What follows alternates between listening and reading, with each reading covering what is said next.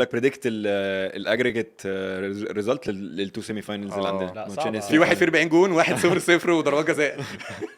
اتلتيكو ارسنال. انا حاسس الماتشين عامه هيبقوا صعبين. حاسس ماتش اتلتيكو ارسنال ده هيفرق حاجه، تحكيم جدلي جدا، مش عارف ليه. حاسس دي بينالتي تنبؤات هنا، مش بينالتي هنا فري كيك غريبه يدخل منها جون والفاريز ماسك الفري، هيحصل حاجه. طب بلاش ريزلتس، بس قول مين هيكسب من هنا ومين هيكسب من هنا. انا شايف الفاينل اتلتيكو باريس 3-0.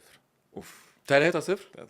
بس اتمنى نشوف فاينل جديد. اعتقد تهيألي حصل مره أتلتيكو زمان باريس قوي. ده لا، ماتش ما لا، اتلعبش تقريبا لا. قبل كده. اعتقد بتاع مره مثلا لا، تقريباً اعتقد في اتلتيكو بايرن اتلعب مره، مش فاكر. اتلتيكو بايرن اتلعب فاينل كتير. Champions لا، League. فاينل ما مفيش اتلعبش. لا، فاينل ما مفيش. اتلعبش. يا ابني ما اتلتيكو الفاينل لا، لا. توصلها لا، لعبنا فالنسيا، سوري، لعبنا فالنسيا. من غير ريال لعبنا مدريد. فالنسيا. اتمنى اشوف الماتش ده، علشان انا لان ارسنال شويه ان هو يجي يفوق عليا. ثانيا انا شايف ان انا ستيل ممكن اعدي باريس، انا اصلا كسبته في البطوله دي.